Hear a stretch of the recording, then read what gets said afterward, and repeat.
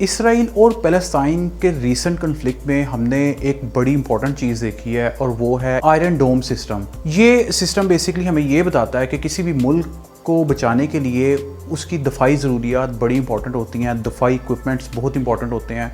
और वो अगर इक्विपमेंट्स ना हो तो उस मुल्क का जो सर्वाइवल है वो ख़तरे में पड़ सकता है। आज हम बात करेंगे इसराइल के आयरन डोम सिस्टम के बारे में, इसकी अफादियत के बारे में जानेंगे और ये पता करेंगे कि क्या ये सिस्टम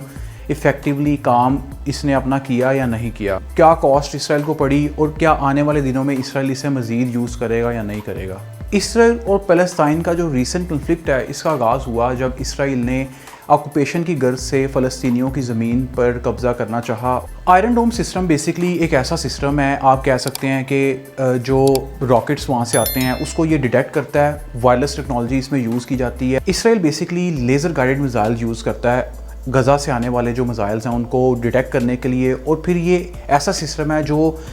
मिसाइल को मारता है मिसाइल से। ये एक ऐसी शील्ड है बेसिकली जो इसराइल ने जिसको 2011 में प्रॉपर तरीके से यूटिलाइज़ करना शुरू किया और इसकी कॉस्ट काफ़ी हैवी है। 2006 में जो इसराइल की लेबनान के साथ वार हुई थी उसमें हिजबुल्लाह की जानिब से इसराइल पर तकरीबन 1000 रॉकेट जो हैं वो अटैक किए गए, 1000 रॉकेट से अटैक किया गया इसराइल पर। और इस अटैक के बाद इसराइल ने प्रॉपर अपनी फोकस किया कि एक ऐसा सिस्टम होना चाहिए जो गज़ा से या दूसरे इलाकों से, लेबनान जैसे मुल्क जो इनके इर्द गिर्द हैं, वहाँ से आने वाले मिसाइल को कैटर कर सके और उनको ज़मीन पे आने से पहले ही वो नुकसान पहुँचा के ख़त्म कर दे।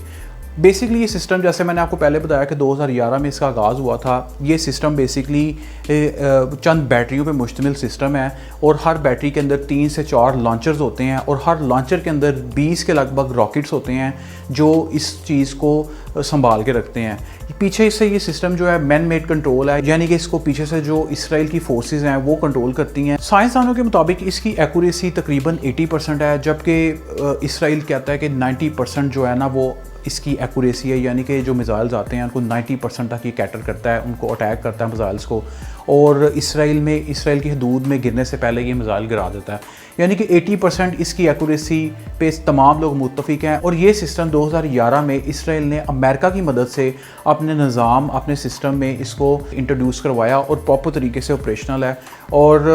अभी रिसेंट टाइम्स में अगर हम देखें जो कन्फ्लिक्ट हुआ है इसमें बहुत ज़्यादा ऐसे मिसाइल थे जो गज़ा की तरफ से आए, मतलब वो एक रिएक्शन के तौर पे, क्योंकि इसराइल ने मुसलमानों के किबला अव्वल पे हमला किया, लोगों को जो है वो मुजालिम लोगों पे डाए और बहुत सारी उनकी ज़मीन पे ऑक्यूपेशन करना चाह रहा है। वो अभी मज़ीद चाह रहा है कि जो इसराइल की जो छोटी सी भी एक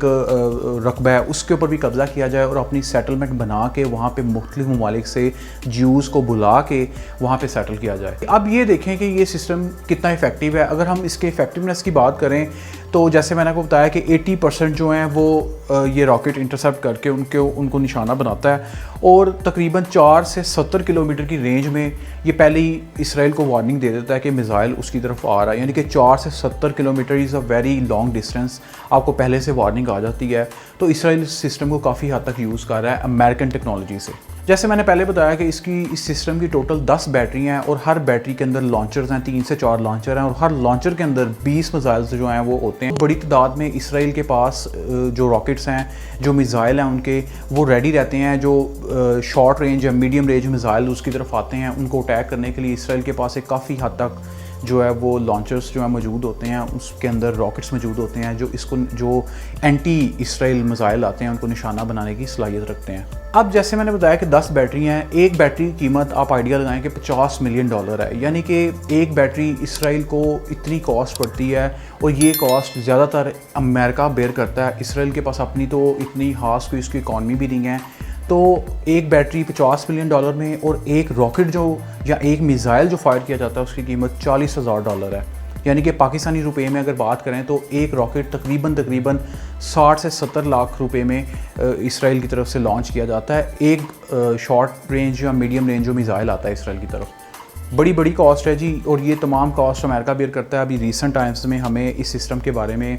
मज़ीद पता चला है। अब ये सिस्टम जो है इसकी ओवरऑल अगर हम इफ़ेक्टिवनेस की बात करें तो ये एक इफ़ेक्टिव सिस्टम है इसराइल के पॉइंट ऑफ व्यू से, क्योंकि आपने देखा अभी रिसेंट टाइम्स में इसराइल के लोगों ने इस सिस्टम पे बहुत हद तक इत्मीनान का इजहार किया और अमेरिकन कंपनी जिसने इस सिस्टम को बनाया है उसने भी अपनी जो एक मैन्युफैक्चरिंग